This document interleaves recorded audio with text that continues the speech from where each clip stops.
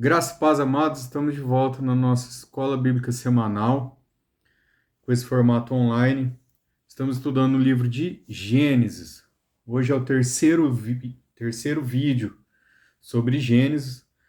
E semana passada nós vimos o versículo 1 e 2 de Gênesis 1, onde Deus, no princípio, criou os céus e a terra. Antes dele nada existia. Isso é difícil da gente imaginar, enquanto nós somos matéria e tudo que nós conhecemos é matéria. E tudo que é visível se fez daquilo que não é visível, assim como está no livro de Hebreus, que vimos no vídeo passado. Hoje eu quero iniciar no versículo 3, paramos no versículo 2 semana passada, no versículo 3, onde Deus fala assim: e disse Deus, haja luz. E disse Deus, haja luz. E houve luz. Deus viu que a luz era boa, e separou a luz das trevas. Deus chamou a luz dia, e as trevas chamou noite. Passaram-se a tarde e a manhã. Esse foi o primeiro dia. Bom, Deus disse, haja luz.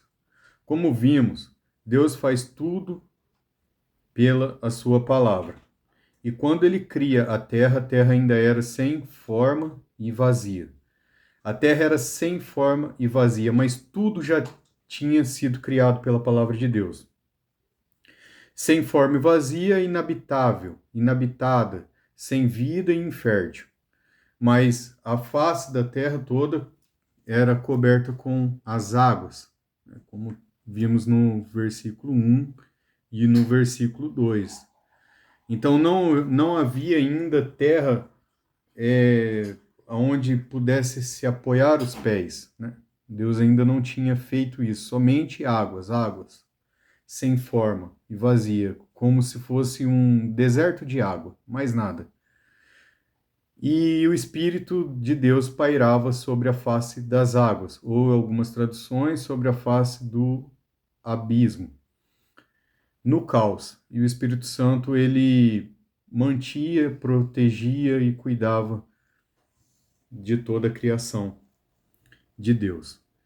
Nós vemos ali que tudo foi criado pela palavra, porém, Deus ainda tinha que colocar ordem às coisas, né? E nós vimos já semana passada os versículos onde Deus tudo põe ordem às coisas. É como se ele fosse agora colorir a criação dele. A criação não tinha luz, estava em trevas, sem forma e vazia, e ele começa a colorir o seu jardim. Ele começa a colorir o seu jardim, colorir a sua criação, colocar as coisas tudo em ordem, né? E a primeira criação de Deus é a luz. Deus trouxe a luz por meio de sua fala. No Salmos 33:6 diz assim: mediante a palavra, o Senhor foram feitos os céus e os corpos celestes, pelo sopro de sua boca. Mediante a palavra, sem ter esforço algum, Deus faz a luz, como está escrito no Salmo 33:6. Mediante a palavra do Senhor foram feitos céus e os corpos celestes, pelo sopro de sua boca. Luz, aquilo que revela com clareza o que mais se aproxima da glória de Deus. A luz, ela tem essa peculiaridade de iluminar, trazer calor para a Terra e possibilita nós, como seres criados, de ver as coisas, né? É aquilo que revela com clareza tudo, né? Em Daniel 2:22 fala assim, de Deus, falando de Deus no livro de Daniel, capítulo 2, versículo 22. Revela coisas profundas e ocultas, conhece o que jaz nas trevas, e a luz habita com ele. A informação do livro de Daniel é que a luz habita com Deus. Luz é aquilo que revela com mais clareza, se aproxima da glória de Deus. Eu imagino que a glória de Deus é repleta de luz, como está escrito no livro de Ezequiel, quando ele vê a glória de Deus, e também quando no livro de Apocalipse, João, ele vê a glória de Deus e fala que seu rosto resplandecia. A luz, ela tem essa peculiaridade de Deus. E no livro de Daniel 2:22 fala que habita com Deus. No livro de Timóteo 6:16 fala o único que é imortal e habita em luz inacessível, a quem ninguém viu nem pode ver. A ele seja a honra, o poder para sempre. Amém. No livro de Timóteo 6:16 habita em luz inacessível. Deus habita em luz inacessível. Em 1 João 5 fala assim: esta é a mensagem que dele ouvimos e transmitimos a vocês. Deus é luz e nele não há trevas algumas. Então, a palavra de Deus mesmo, ela, quando vai falar do próprio Deus, ela se refere que Deus é luz, que Deus habita em luz inacessível, que a luz habita com ele. Então a luz, ela é o que mais demonstra com clareza a glória de Deus, e foi a primeira obra de sua criação. E ele fala: haja luz, e houve luz pela sua palavra. Como ele é a luz, ilumina e revela tudo. Você vê que a luz, ela tem essa peculiaridade de revelar tudo. E assim como Deus também é a luz do mundo e revela todas as coisas. Sem a luz, toda a criação permaneceria fria e escura. Não sabemos qual era a forma dessa luz. Não sabemos qual era a forma dessa luz, porque os luminares, a lua e o sol, ela foi criada somente no quarto dia. Mas a luz em si, a realidade da luz, foi criada instantaneamente no primeiro dia e separou dia e noite, né? Então nós podemos ter agora uma pergunta na nossa mente, que se o sol ainda não tinha sido criado e a lua não tinha sido criada, como que pode ser contado esse dia? Como que era esse dia e essa noite? É lógico que fica difícil para nós agora podermos entender, mas tem um norte. E o norte que temos é que um dia dura 24 horas, correto? Um dia dura 24 horas. Que se refere basicamente a uma rotação completa da Terra em seu eixo. Então, se Deus fez a matéria, Deus já criou a Terra ali e estava sem forma e vazia, ela já tinha seu movimento de rotação em seu próprio eixo. Provavelmente assim contado o primeiro dia, né? Sem ter criado ainda o luminar da noite e o luminar do dia, que é a lua e o sol, né? Entendendo assim, o universo foi criado em 6 dias literais, entendendo assim. A Bíblia fala 6 dias, tarde e manhã do primeiro dia. Depois termina o segundo dia, tarde e manhã do segundo dia. Depois o terceiro dia, tarde e manhã do terceiro dia. Tudo isso se refere a dias de 24 horas na cultura judaica. Toda vez eles começam a contar o dia quando o sol se põe e o sol se põe.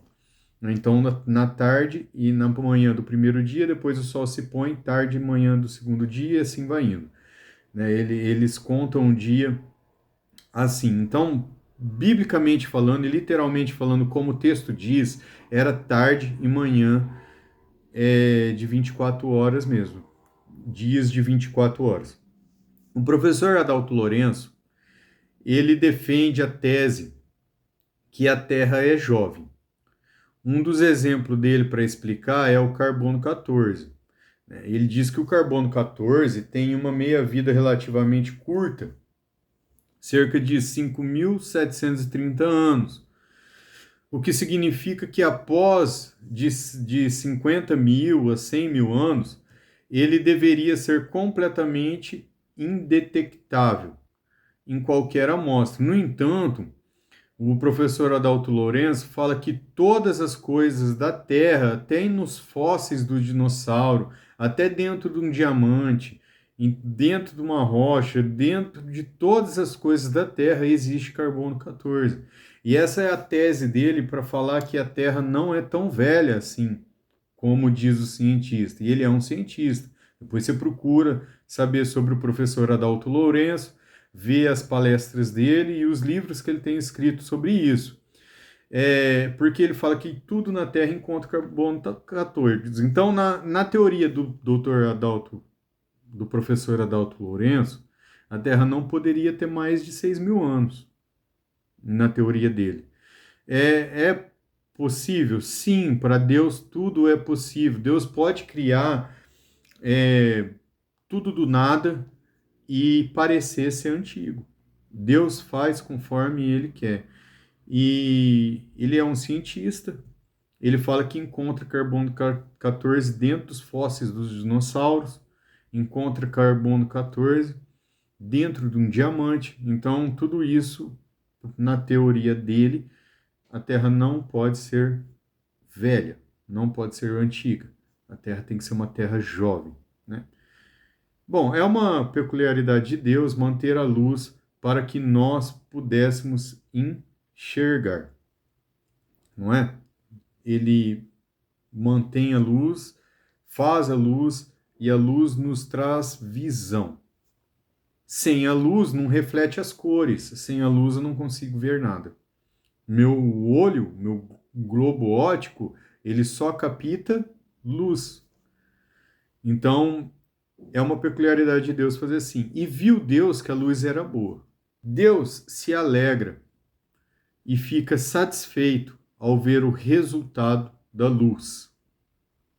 Visto que a alegria e a satisfação de Deus não se separa de sua santidade, entendemos que seguir os preceitos de Deus é andar em sua luz, onde não há trevas. Se Deus se alegra com a luz e ele fica satisfeito com a luz, e a Bíblia fala que lâmpada para os nossos pés é a palavra de Deus, e luz para os nossos caminhos é a palavra de Deus. Visto que a alegria e a satisfação de Deus não se separa de sua santidade, nós entendemos que seguir seus preceitos, os preceitos de Deus, é andar em sua luz, onde não há trevas. A primeira coisa que é levada à alma da nova criação é a luz. Em João 12:46, fala assim: Eu vim ao mundo como luz, para que todo aquele que crê em mim não permaneça nas trevas. Em João 5:20, ele fala assim: Sabemos também que o Filho de Deus veio e nos deu entendimento. A nova criação, ela tem essa iluminação do Espírito Santo nela. E por que precisamos saber da nova criação? Porque em Adão, nós fomos feitos alma vivente. Deus nos fez alma vivente, fez Adão alma vivente, e nós somos feituras de Adão. Só que Adão deixou as trevas entrar nesse mundo. Quando Deus faz esse mundo, ele faz esse mundo perfeito. O Éden, ele era perfeito. O Éden não tinha nenhuma trevas no Éden. Tanto é que Deus fala que tudo que ele faz é bom. Quando é bom é porque é perfeito aos olhos de Deus.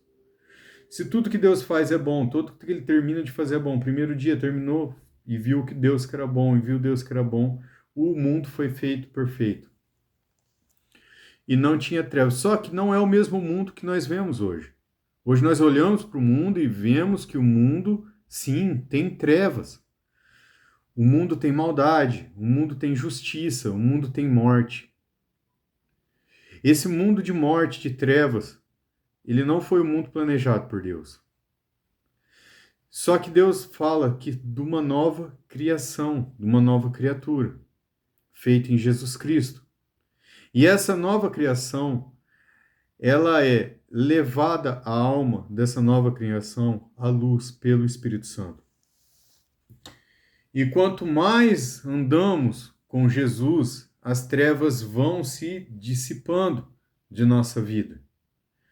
Como lemos em João 5:20, sabemos também que o Filho de Deus veio e nos deu entendimento, para que conheçamos aquele que é verdadeiro, e nós estamos naquele que é o verdadeiro, em seu Filho Jesus Cristo. Este é o verdadeiro Deus e a vida eterna. Em João 8:12, ele fala, falando novamente ao povo, Jesus disse, eu sou a luz do mundo. Quem me segue nunca andará em trevas, mas terá a luz da vida. Nós vemos que Deus habita em luz inacessível. Deus é a luz do mundo, que Jesus é a luz do mundo, que sua palavra é lâmpada para os nossos pés e luz para o nosso caminho. Né? A satisfação e a alegria pessoal só é realmente encontrada quando nós deparamos com a luz do mundo, com essa luz. À primeira mão, Deus faz a luz dissipar todas as trevas da criação. Isso era uma alusão ao que Jesus iria fazer ao nosso coração. Dissipar todas as trevas do nosso coração, dissipar todas as trevas também da criação, que posteriormente veio a ter trevas pelo pecado, onde entra o pecado e a morte no mundo.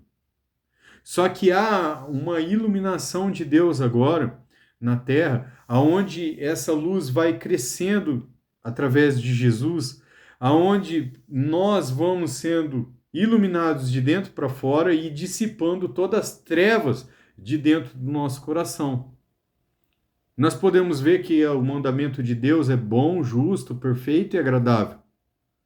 Mas quando nós olhamos para o nosso coração, nós percebemos que há uma contramão dos preceitos de Deus e aquilo que nós queremos.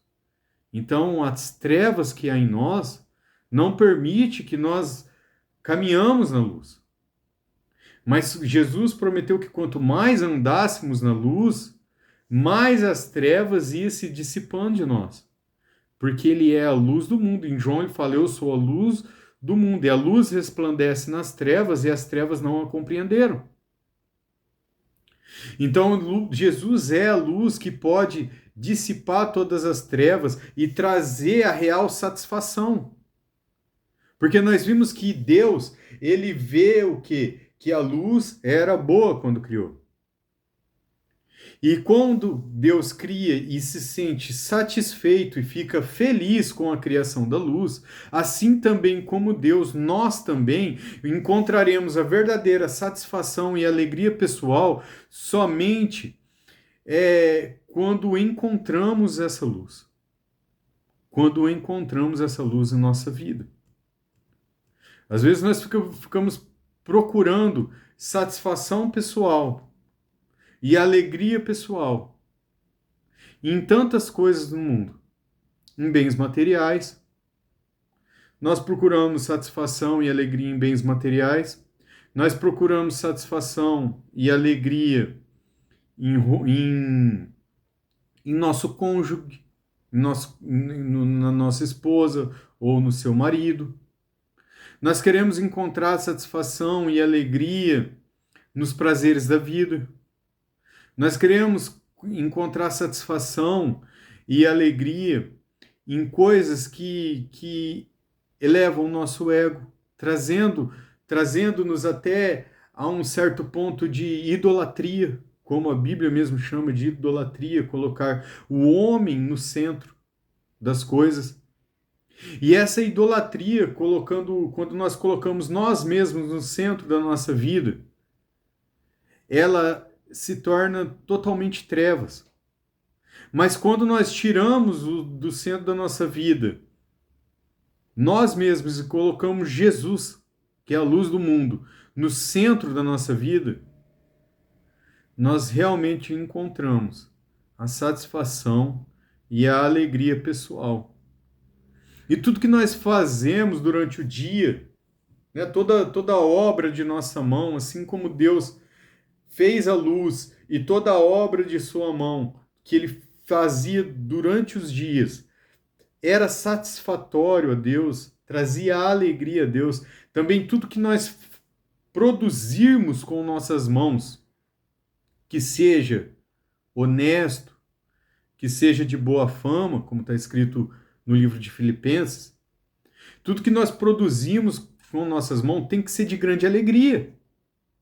E tem que nos trazer, a produção de nossas mãos tem que nos trazer felicidade, satisfação e alegria. Porque tudo que nós fazemos com os preceitos de Deus é assim que tem que ser, assim como foi com Deus. E tendo Jesus no centro da nossa vida, nós podemos ter certeza dessa satisfação. E assim como Deus fala no primeiro dia, haja luz e dissipa todas as trevas, que hoje é a luz de Deus, que o Espírito Santo possa adentrar em seu coração. E que a palavra de Deus, haja luz, possa entrar em sua vida. E que a luz de Deus possa iluminar todos os nossos caminhos. Nós podemos enxergar com Jesus. Quem está nele não permanece nas trevas, assim como lemos aqui. Nós podemos ter satisfação e alegria em tudo que nós façamos com as obras das nossas mãos. Nós podemos ter alegria com o dia que nasce, com a força da luz que vemos no sol. A luz, ela do sol, ela simplesmente ela proclama a glória de Deus. E quando nós olhamos para o sol, nós não adoramos o sol, nós não adoramos ao Senhor Sol. Não, mas nós adoramos ao Deus que criou o sol. E nele nós podemos sentir o calor, podemos sentir, ver a luz e podemos ver da onde emana a luz. Assim como Deus ilumina todas as coisas, Deus também nos ilumina para que nós refletimos a glória de Deus. E que nós não queremos ser como o sol, mas sim como a lua, que reflete a luz do sol. Deus é a luz do mundo. Jesus é a luz do mundo. E ilumina todas as coisas. E assim como ele ilumina todas as coisas, ele nos ilumina também para ser luz desse mundo. Glória a Deus. Toda honra e toda glória a ele. Toda a criação foi feita por Deus para que nós glorificamos o nome de Deus. Quando nós olhamos para o sol, nós temos uma teologia atrás do sol que dá glória a Deus. Quando nós olhamos para a terra, nós temos algo no firmamento que glorifica a Deus.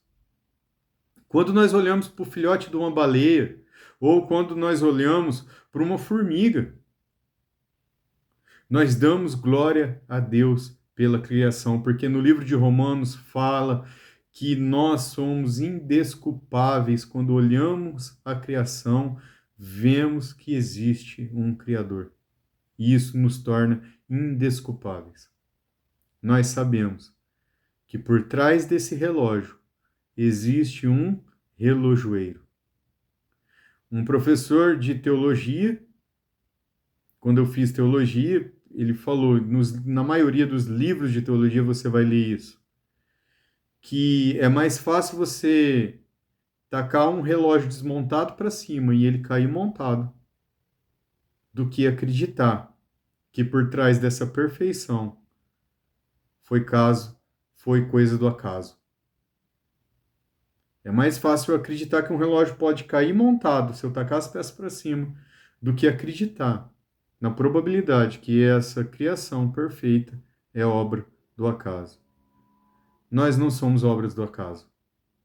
Alguém um dia disse: haja luz, e houve luz. E assim como ele disse: haja luz, e como nós não somos obra do acaso, um, nós temos um objetivo de vida. Nós não somos obra do acaso, porque quem é obra do acaso veio e pro acaso vai. Nós não, nós viemos de alguém, nós viemos do Senhor. E nós voltaremos para Ele, com Ele viveremos a eternidade. E que isso fortaleça a sua fé, sabendo que quando nós reconhecemos que não somos obras do acaso, que somos imagem e semelhança de um Deus, nós também damos valor em todas as coisas que Deus criou e todas as pessoas que Deus fez. Que os preceitos de Deus e o Espírito Santo iluminem o seu coração e que haja luz na sua vida.